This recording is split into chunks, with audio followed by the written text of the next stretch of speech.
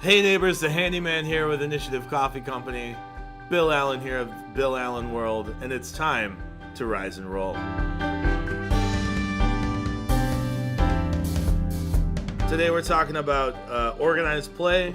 We're talking about some Kickstarter stuff, probably some other things. I have a board game to show from Gen Con, and it's silly and Bill fun. has a delightful board game to show from Gen Con that's silly and fun. Yeah. Are we on YouTube too or just Twitch today? Just Twitch. All right. Just the Twitch. But if you're watching later on YouTube, we love you too. So It's true. it'll be a much cleaner video It'll on be- YouTube with far less foolishness. Well, Maybe. or the same amount of Or the same amount, yes. All right. So, Brian, Yes. should we start with the big thing, or let's ease into it? Yeah, let's start with good news first. Let's start with good news first. So, I don't know if y'all remember, over on Kickstarter, there's a lot of cool things for gaming. And one of the companies that is kind of on my radar is Epix Haven. So, this Kickstarter that they started up is Epix Haven Medieval RPG Terrain for 3D printers. Now, I don't have a 3D printer, don't use it yet, but a good But you work at a school that has several. yes, and I'm friends with Daniel Herrera, who does 3D printed tabletop, and Danny is just the nicest guy on the planet. If you haven't been to his channel, go check it out. So this stuff is, first of all, let me give you the stats. Okay, so the goal was $946, which I think may just be because they're like in Sweden or something, and so maybe that was a flat number that just became adjusted by the euro. I don't know.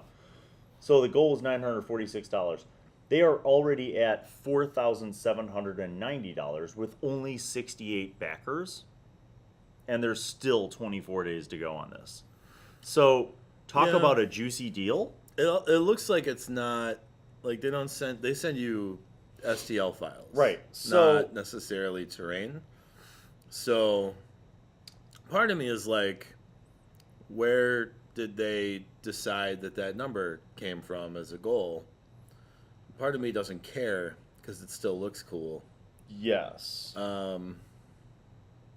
That's tough. Well, and here's the thing, I guess, that I wanted to get into is let's say, take the perspective of us. We don't have a 3D printer. I mean, we might be able to borrow one or something, but like if you wanted to print out castles and towns and walls and stuff like that, and cottages for your tabletop, it takes a long time. Like, Yeah. you would be occupying, facilities that are not yours, and that's why I don't do it. For quite some time. For quite some time. But let's say that you have one of the decent printers that you own, and you've got the means to run projects on it all the time.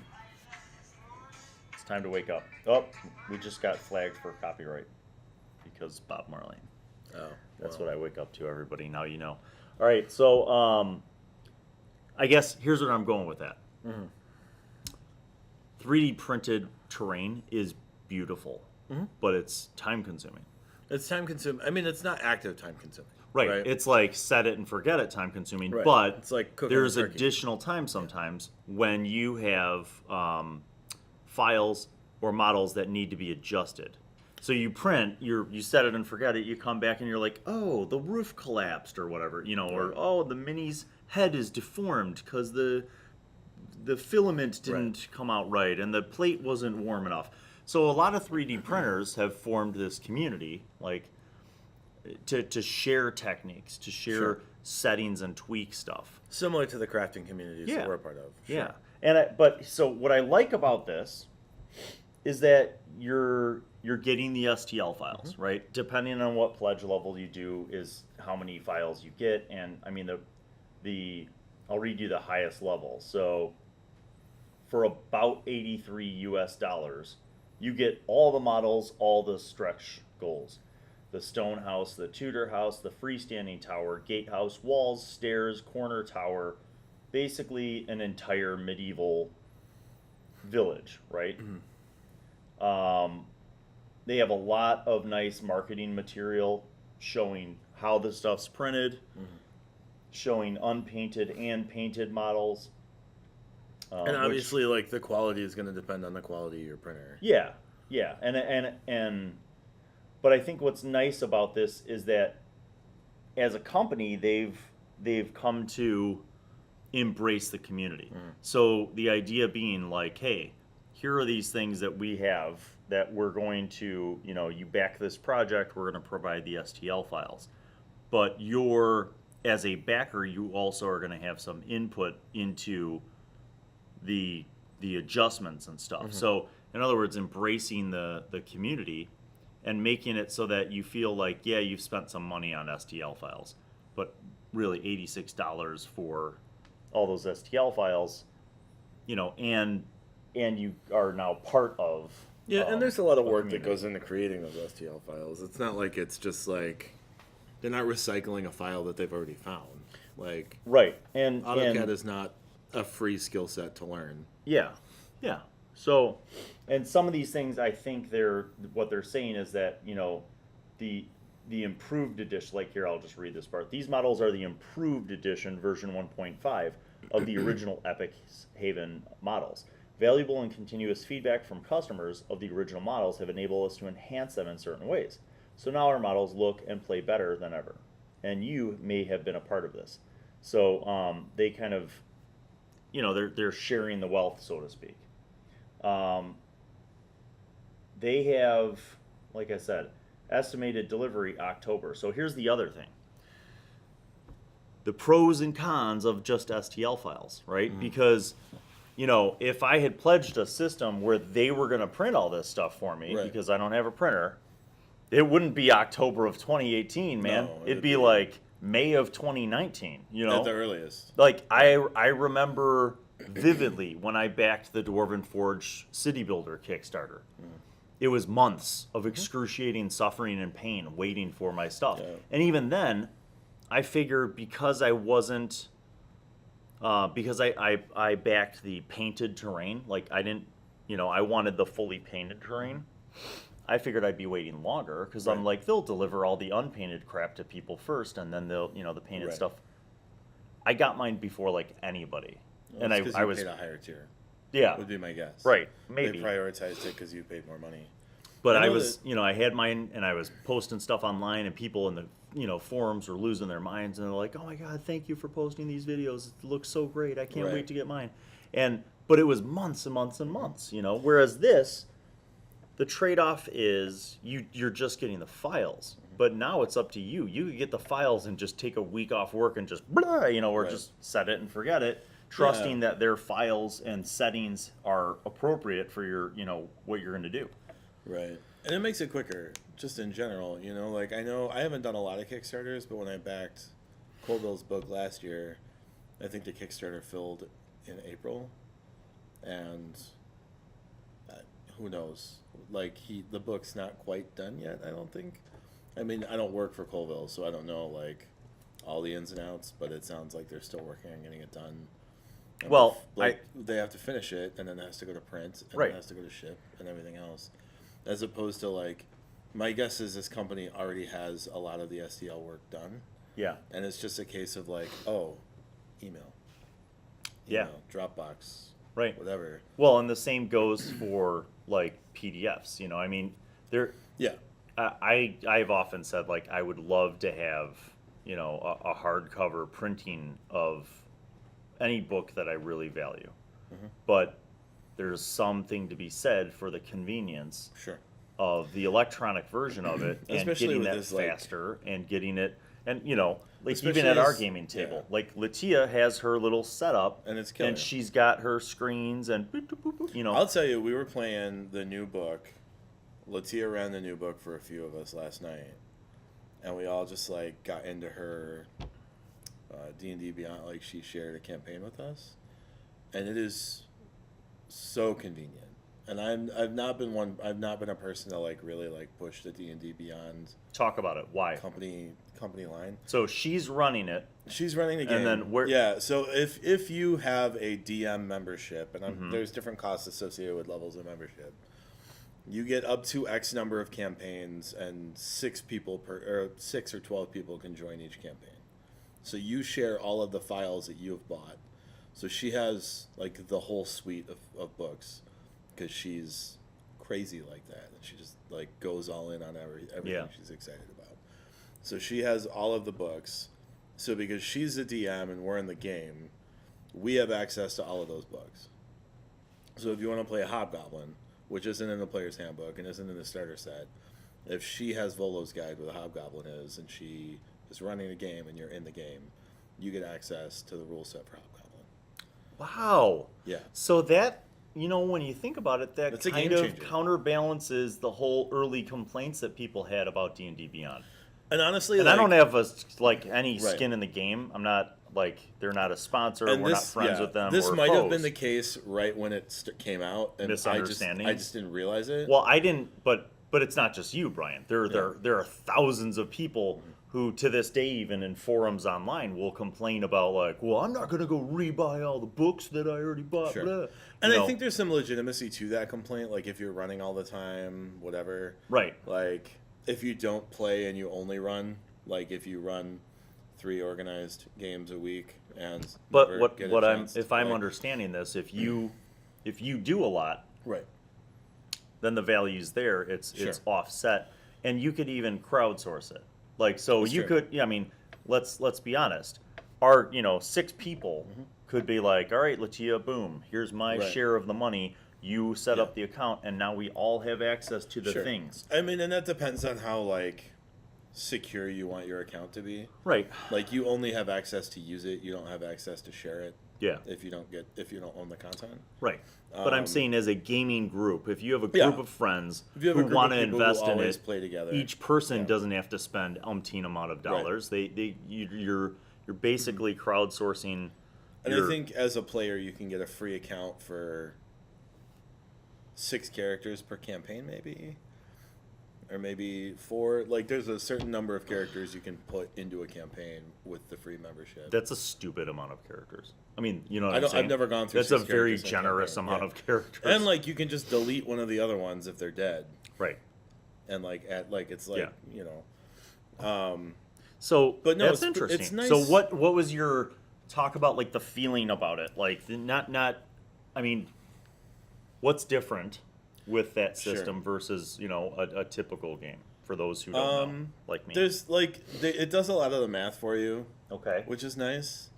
It kind of builds, the character creation screen is nice because you just click choices, and then it will autofill. It'll auto populate the fields based off the choices you pick, and then you can see very clearly oh, that's where my strength is. That's my attack roll. That's this. That's that. Because she has the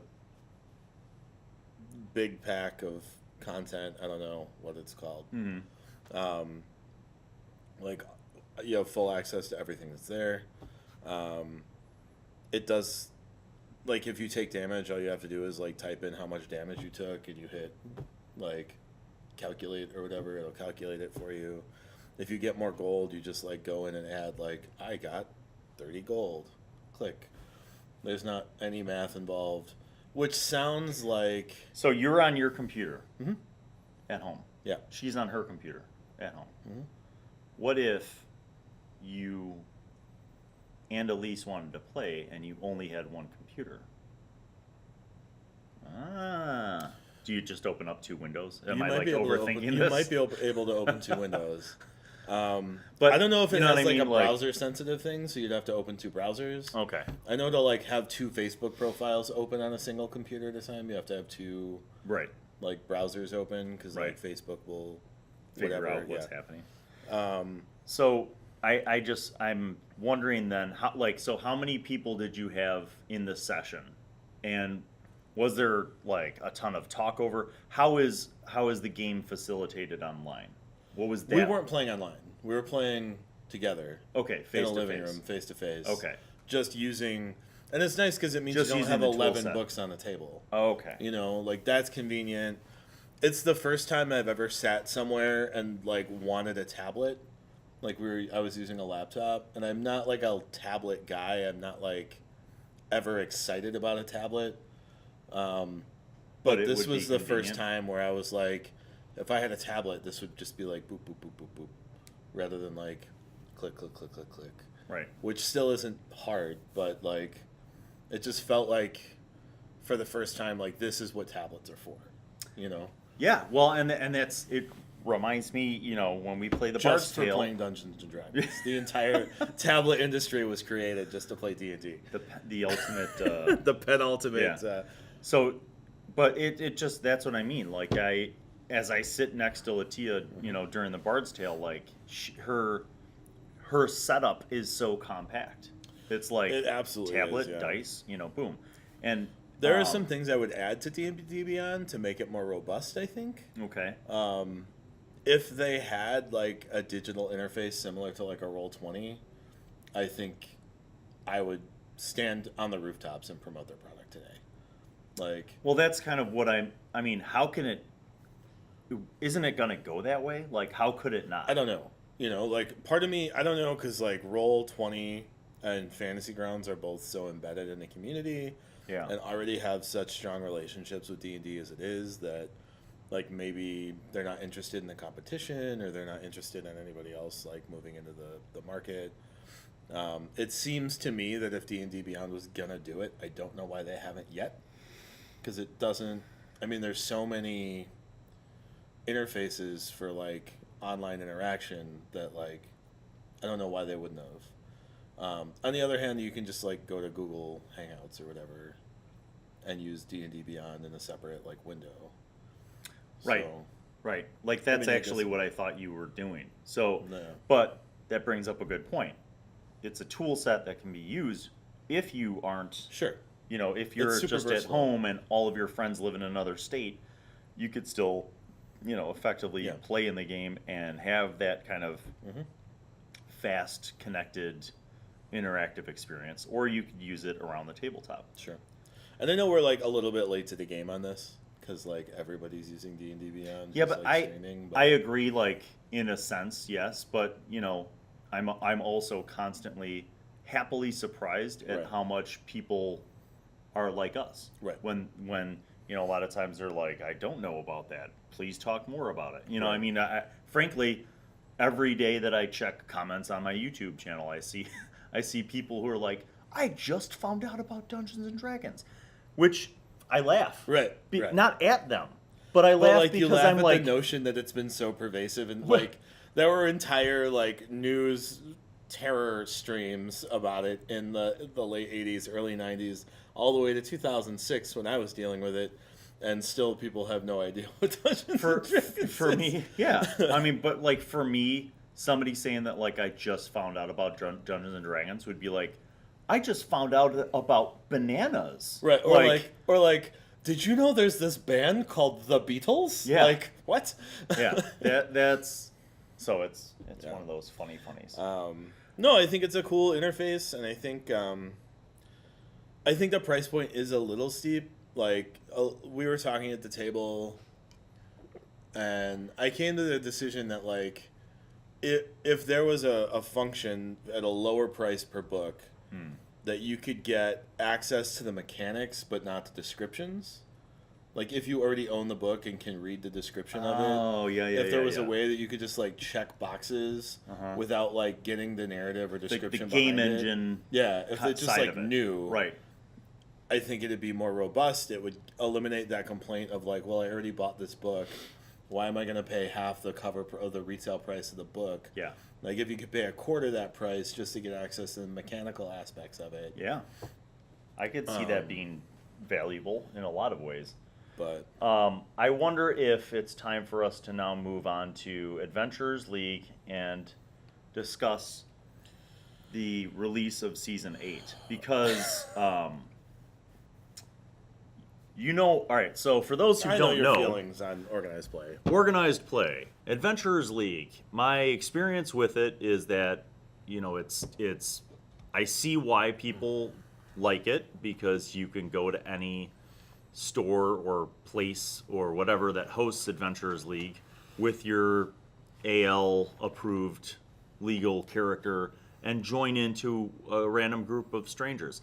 I get that it's a important part of the community, but as I like to politely say, it's just not my cup of tea. Sure. I felt in my few, and I'll admit, just few experiences, that it was a little limiting. There were things that didn't quite make sense, like things you could or could not do. But now, Brian, Season 8... I mean, now you've got a lot of people that tend to agree with you. I don't know. I think going into AL, I think that your frustrations with AL are indicative of the frustrations anybody could have at any table. With almost any game. With almost any game, right? Like organized play. No, I mean it all. I'm not talking about... No, I mean it all. Because if you look at it, like, basically the organizers of AL have decided what table rules they want to use for their organization.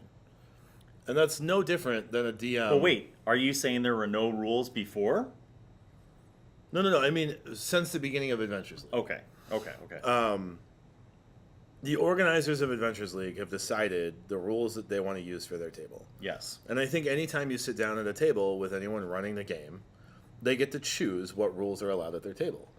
You know, you think about your setting, and there's a narrative reason for it, but you can only play humans in the Old Dominion. You can only, and you've gotten heat for that. Right. Yeah. But I don't think AL I is still any get different. heat. Sure. And maybe you deserve it. Who knows? But I don't think it's any different than, like, the AL admin coming out and saying, like, these are the rules we want at our tables. These are the rules that we think are fair. These are the rules that we think are balanced.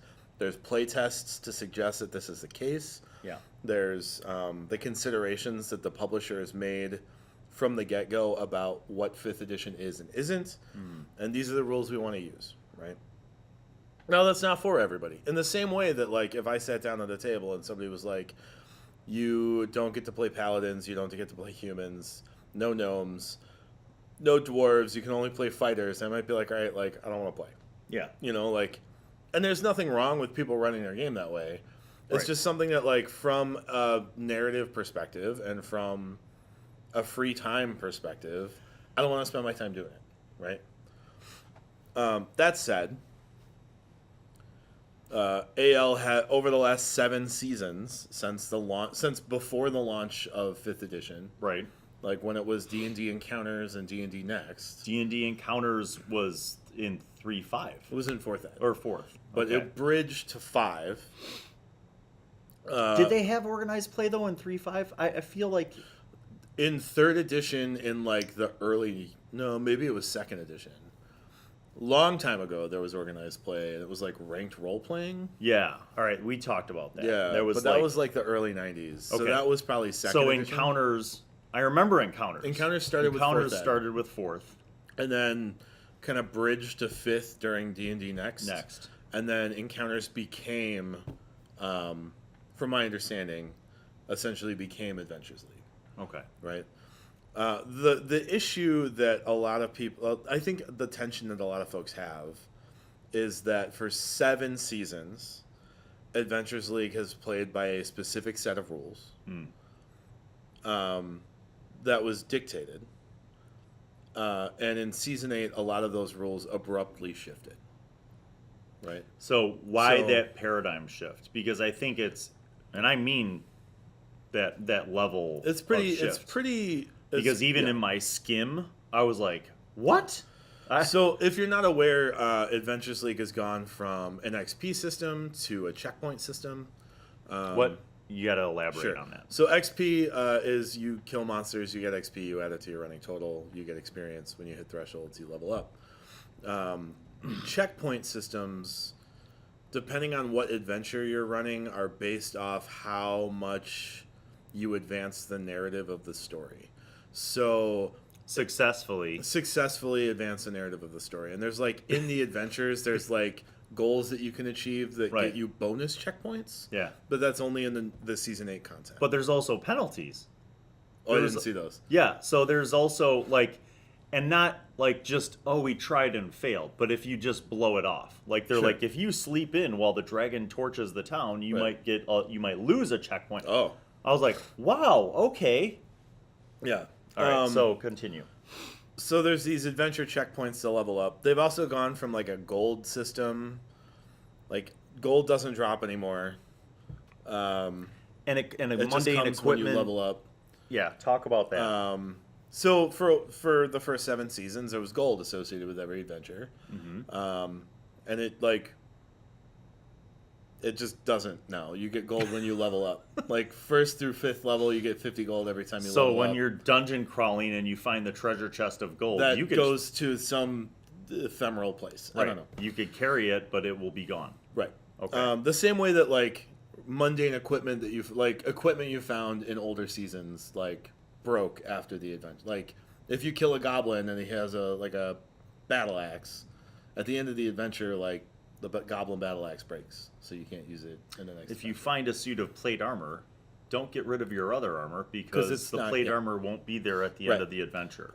Which part of, I mean, anytime you're running a large organization like AL and are trying to balance things out, like you have to have specific rules in place that maybe aren't the best, or maybe assume the worst of players because there's terrible players in every organization. Yeah, and I mean, it's when we were kids and we played D&D, you know, we called it the cheats. When somebody would try to do cheats, like, you know, somebody's character sheet would have like something erased, and you could tell that something else was written there before, but now it's a +1 bastard sword, and you're like, dude, cheats. Right.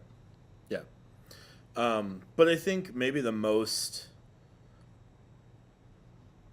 thing controversial. The thing that gets the most heat is the magic item distribution. Okay, so let's. I think the gold gets the most heat. Yeah. Because it doesn't. At first, it didn't account for things like wizards needing gold to level up. Basically, you know. And they've kind of like put in soft patches to fix that. Yeah. Which.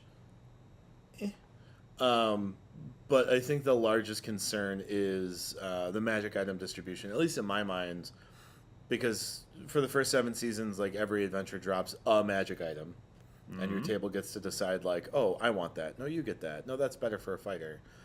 And now you get treasure checkpoints based off hours that you play at a certain tier, and those checkpoints can be turned in at the magic item vending machine to redeem magic items based off your tier.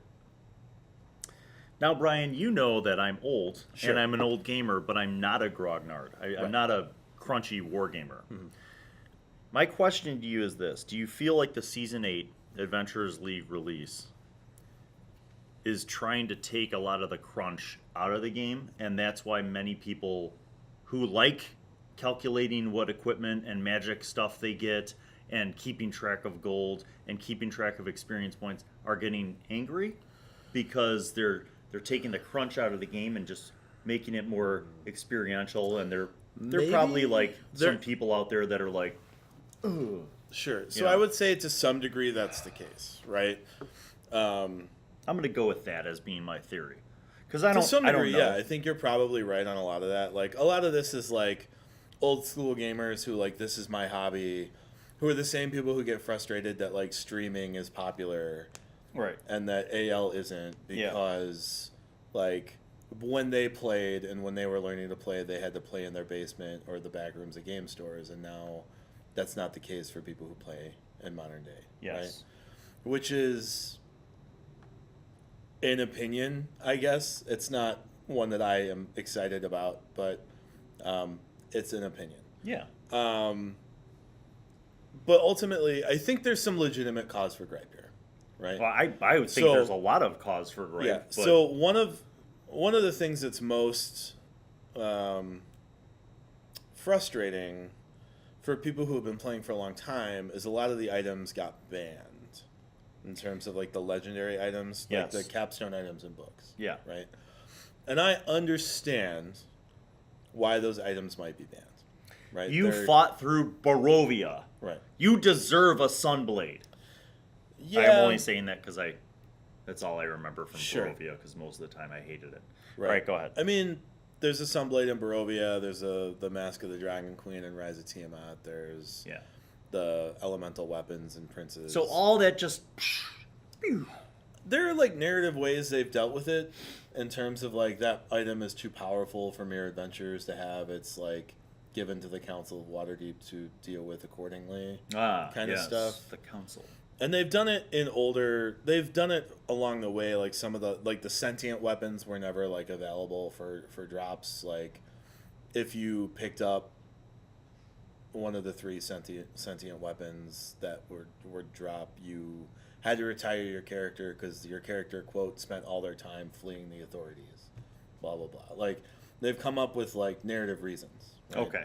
The problem is like you've got people who have been playing since season 1 who have built these characters based off the item drops they've gotten, who all of a sudden don't have any items. That can be really at tier 3. Right? I mean, you're I'm a 12th saying level character that has even with online games. Yeah. Like I remember, this goes deep, people, but they're back in the 90s before there were graphical interfaces for your games.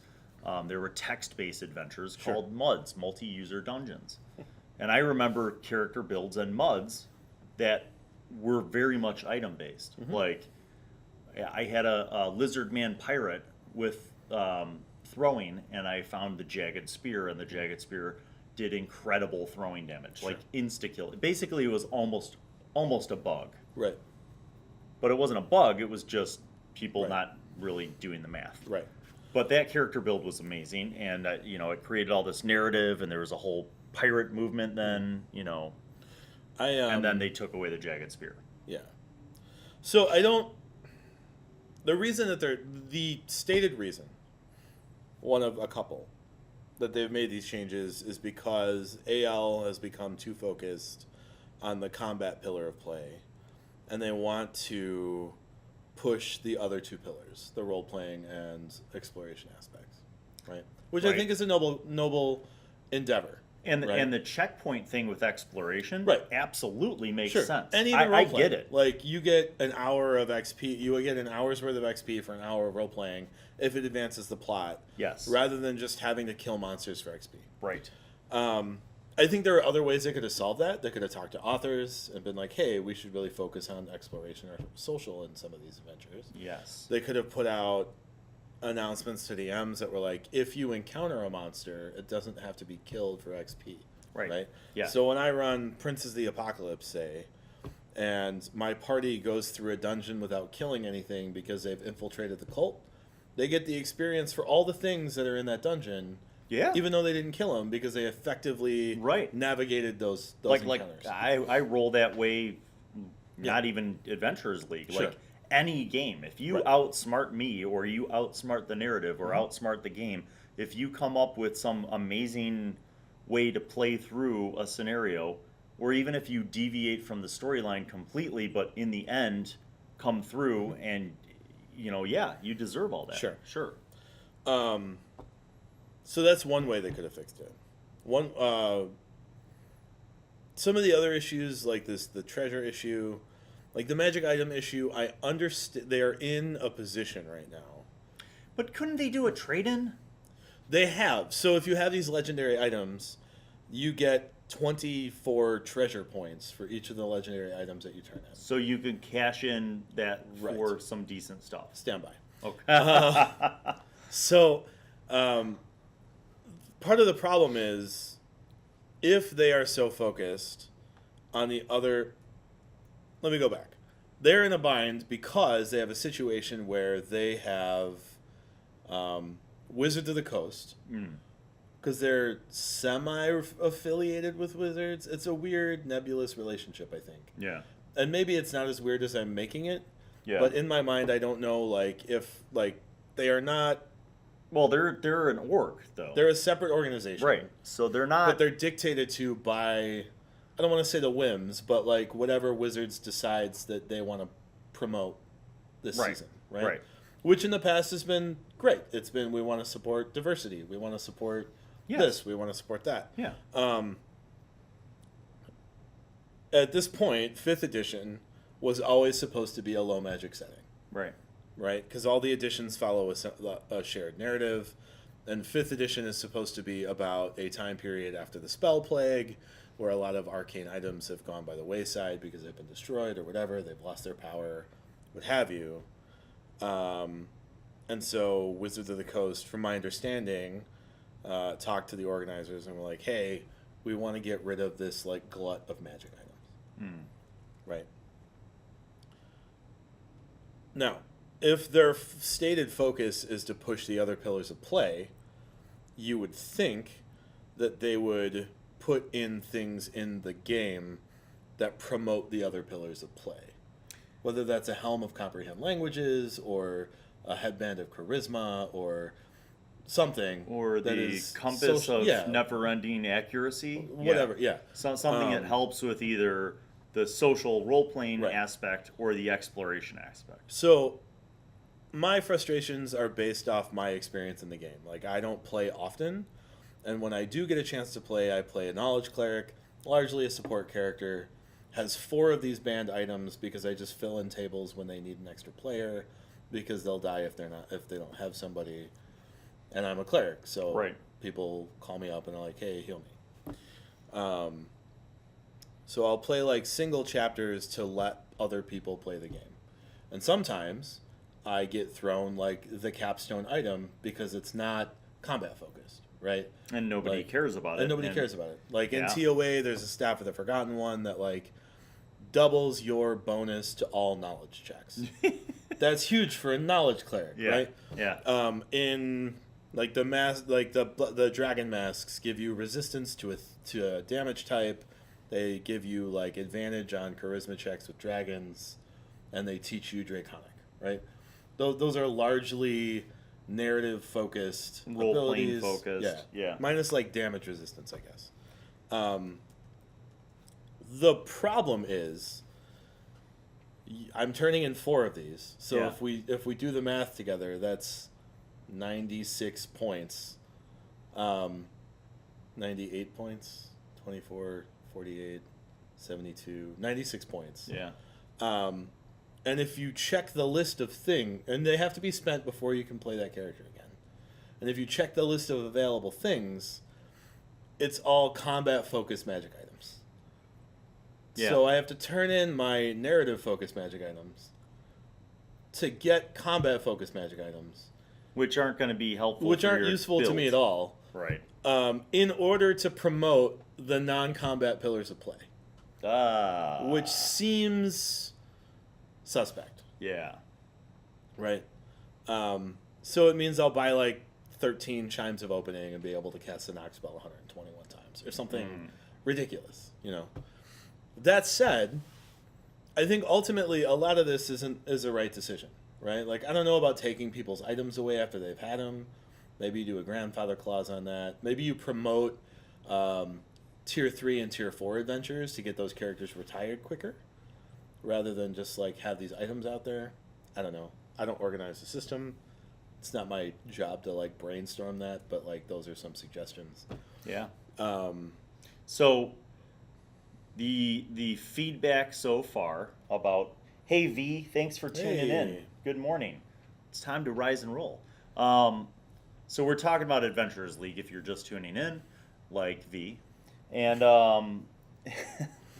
and my question to you, Brian, is the feedback overall for the Season 8 release for Adventurers League has been negative? On a It's continuum, hard. on a So- continuum between pure hatred, I don't care, and I love this. It's more on the negative side, would we say?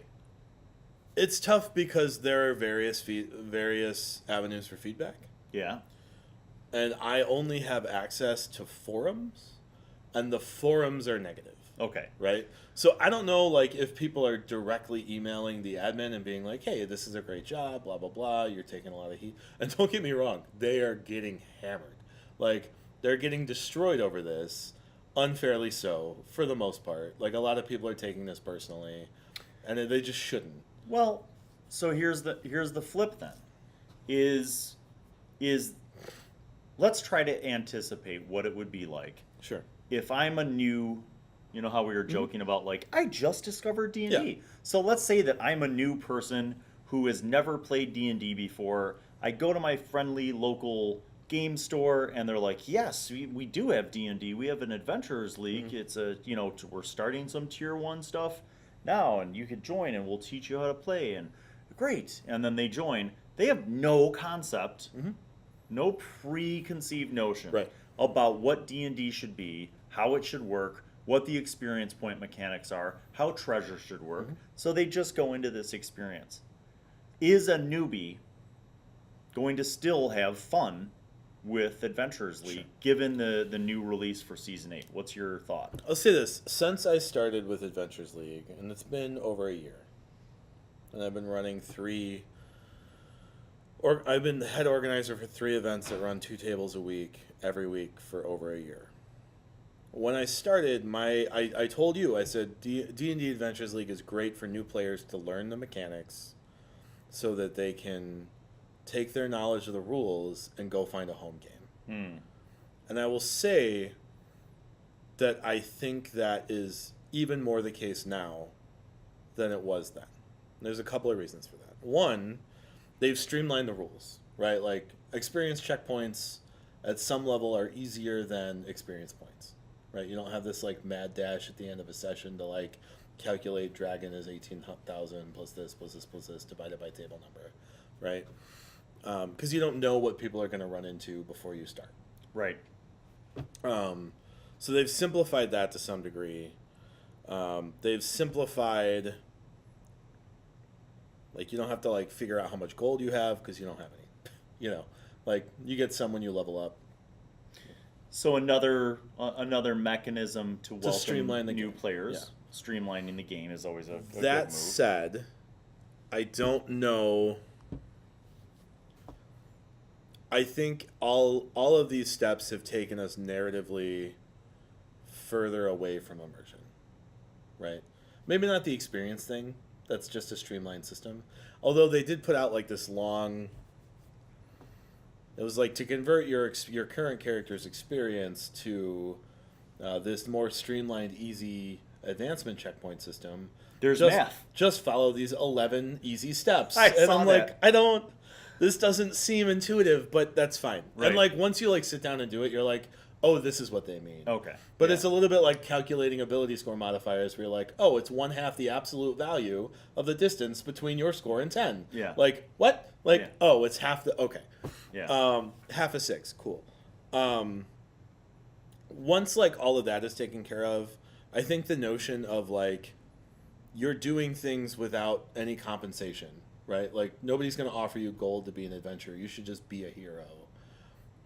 Is not necessarily narratively driven, right? Like, especially if you're not playing like a lawful good character, right? Like, if not everybody's playing 3rd edition paladins, the notion of like you should be a hero is kind of lost on a lot of people who want to play the game, right? Right. This notion of like this magic item drops, so now you've seen it, so you can look for it later when you get the treasure points, breaks the immersion a bit, right? Yeah.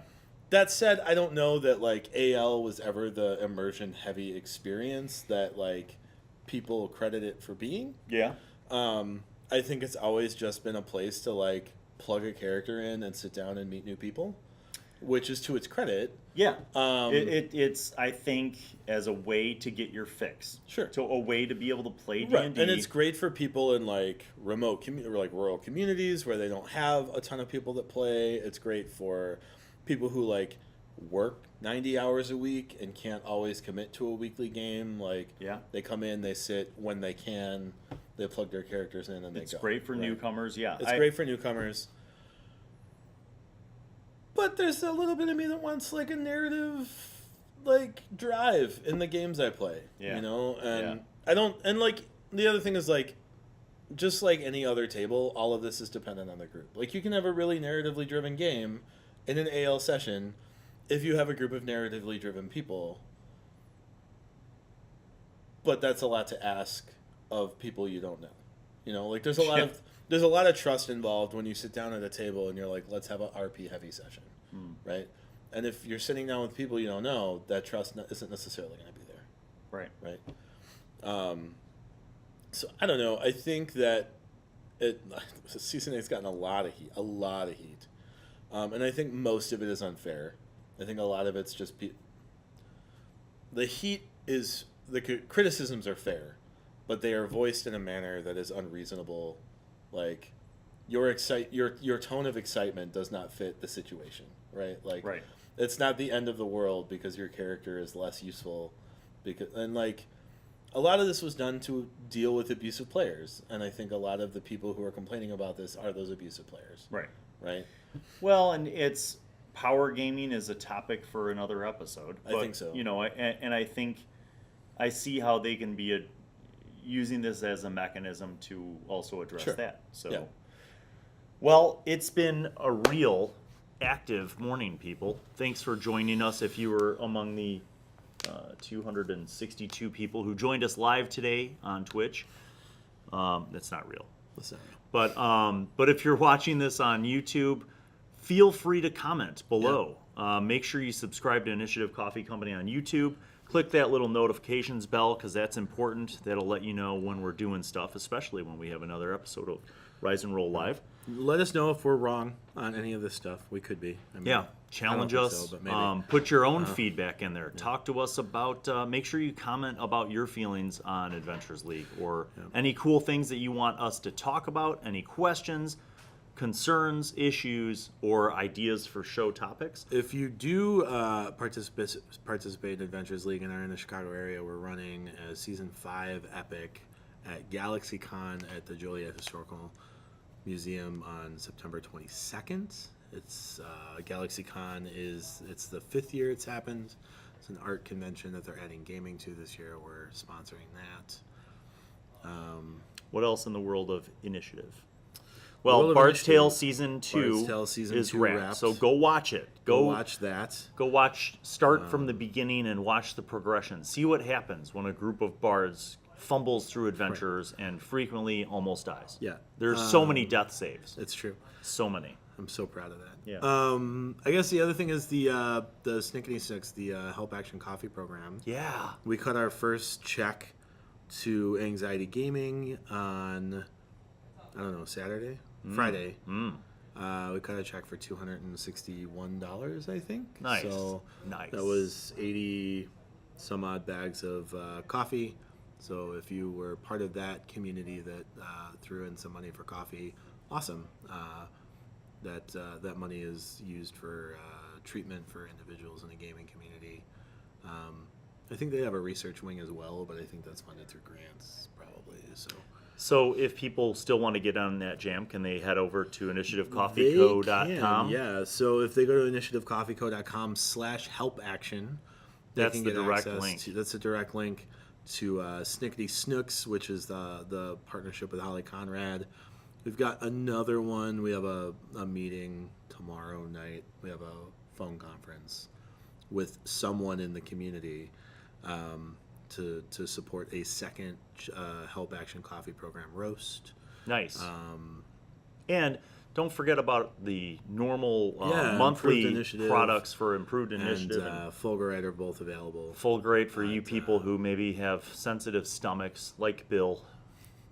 And you just need that slightly lighter roast that will happily get you started in the morning. So. And then check out our Patreon at Initiative Coffee Co. If you want to support programs like this, that's where you can do that. Right on. Well, people, have a great week. May all of your games and rolls be awesome, and we'll see you next time on Rise and Roll. See you next time.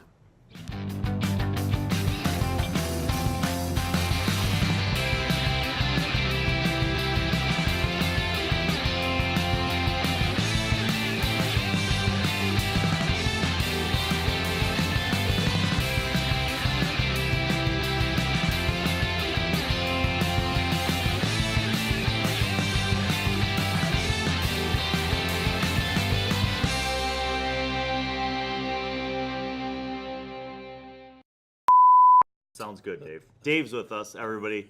David Carafa, the shadow, the man behind the scenes. Who's the man with the master plan? Carafa. Shaft. He is. Carafa is kind of like Shaft, except Does he sometimes slap women? No. Oh.